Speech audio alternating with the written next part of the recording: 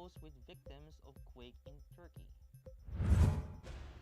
President Bongbong Marcos to AFP, be more agile. Mindanao power spot market to boost investments in the region. Philippines logs 1,102 new COVID-19 cases. Localized thunderstorms to bring rains over Philippines. DA sets SRP of imported red onions at 125 pesos per kilo. And stocks slip ahead of January inflation report. Good evening. Today is Monday, February 6, 2023. I am Miguel Pagtatatag and this is Tribune News on Cue. Here are the stories for this evening. The Philippine government expressed readiness to help in the aftermath of a magnitude 7.8 earthquake that struck central Turkey and northwest Syria, where about 300 people were killed with hundreds more injured. President Ferdinand Bongbong Marcos Jr. in a tweet said that the Philippines is ready to help in whatever way it can in responding to this disaster. In a separate statement sent by the Department of Foreign Affairs, the Philippine Embassy in Ankara expressed the Philippines' condolences to the victims and families of those who lost their lives following the quake. The embassy said it continued to reach out to Filipino communities and its other contacts in the region to determine the situation of Filipinos in the area. So far, the embassy has not received reports of Filipino casualties in the provinces of Gaziantep, Hatay, Adana, and Mersin. President Ferdinand Marcos Jr. on Monday called on the armed forces of the Philippines to be more agile, not just militarily, but also in terms of geopolitical negotiations. Marcos made the remarks during the oath-taking of generals and flag officers in Malacanang, adding that the global situation had become more and more complicated. The president said that the role of the Philippine military, including its commanders, has certainly changed, noting that need to continue to keep up with the times. He said this was the way the Philippine military had to know very well how to use the tools that are given us to the best of effect for the national interest. President Ferdinand Bongbong Marcos Jr. expects the launching of the wholesale electricity spot market in Mindanao to boost investments in the region. At the ceremonial launching of the WESM in the Malacanang Monday, Marcos underscored that the presence of the WESM would not only ensure a level playing field in the competitive energy market, but will also provide assurance to investors. The WESM is the centralized venue for trading electricity for large-scale buyers and sellers, which aims to establish a competitive and reliable market for electricity, according to the Presidential Communications Office. The PCO said Mindanao has an electrification rate of 87%, and WESM in Mindanao will have a crucial role in successful operation of the Mindanao-Visayas Interconnection Project, as WESM allows efficient transmission and settlement of electricity exchanges. Tribune News on Cue will be back after these reminders. Mga impormasyong direktang makukuha mula sa sources at diretsahang usapan. Yan ang ating damin sa inyo sa programang Straight Talk. Samahan nyo kami sa makabuluhang talakayan live tuwing Martes alas 10 ng umaga sa official Facebook page ng Daily Tribune at Tribune Now on YouTube. Be updated sa news and happenings katribu. Hatid ng Daily Tribune sa inyo ang mga balitang napapanahon sa loob at labas ng bansa. Kami na ang bahala sa paghahatid sa inyo ng mga latest and reliable news. We got you covered sa programang Tribune News on Cue. Mapapanood mula umaga hanggang gabi, Lunes hanggang Biyernes sa Daily Tribune Facebook page at Tribune Now on YouTube.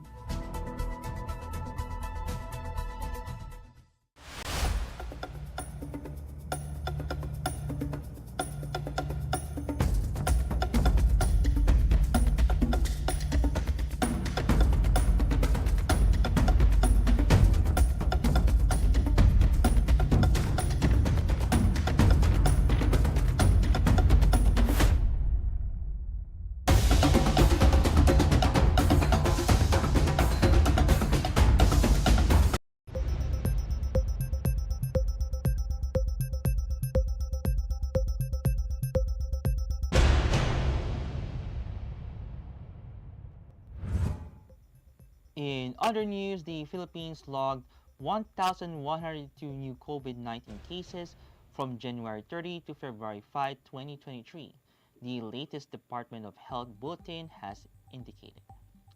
Last week's weekly tally was 16% fewer than the 1,206 new cases recorded from January 23 to 29. The daily average of COVID-19 cases in the past week went down to 145 from the 172 daily cases average the week before. On Sunday, the Philippines recorded 36 new COVID-19 cases, the lowest daily total since 13 were reported on March 20, 2020, 2 years, 10 months, and 16 days ago near the start of the pandemic.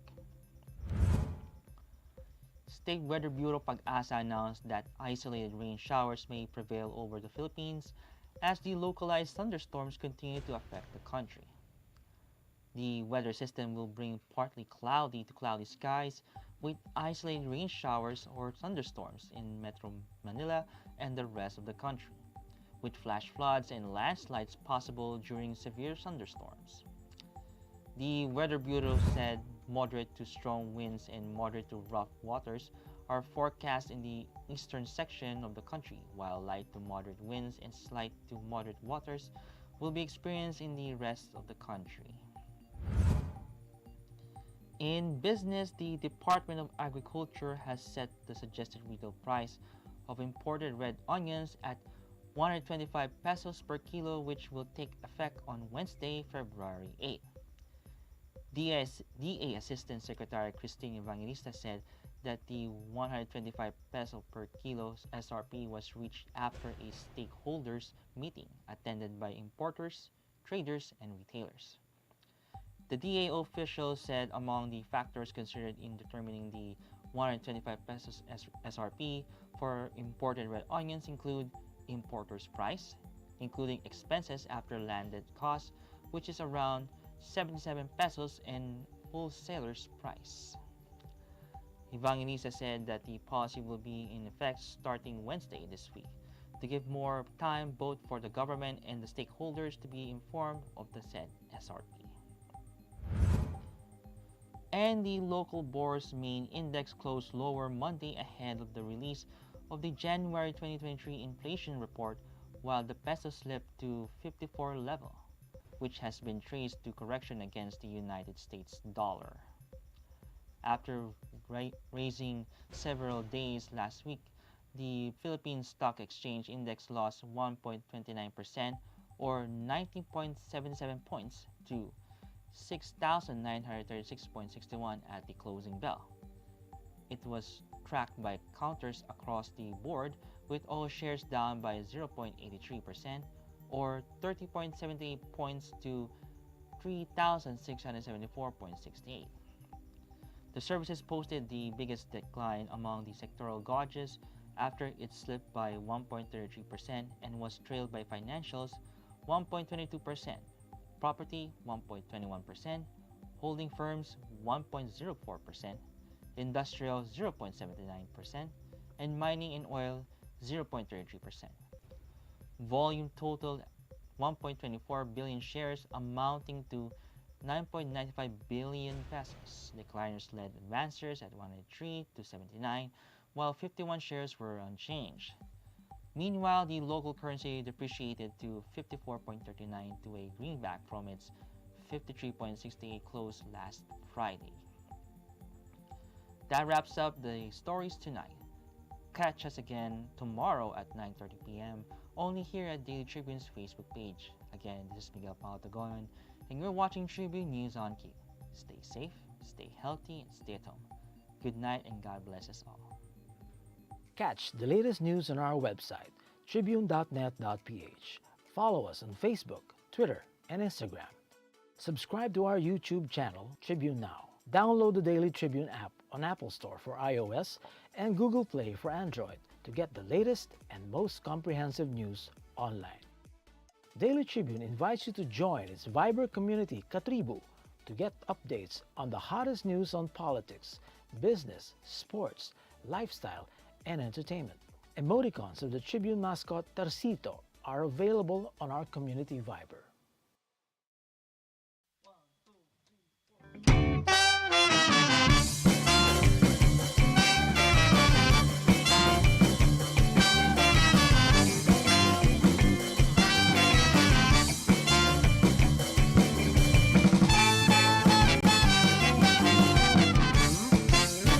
Soul up.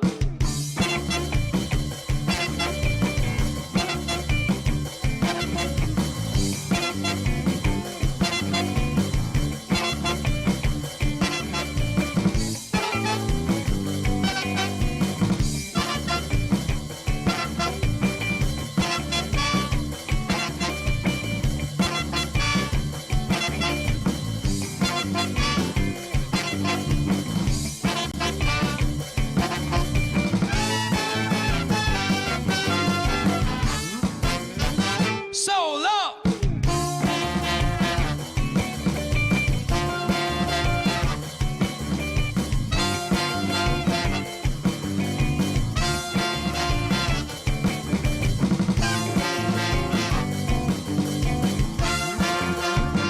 Listen.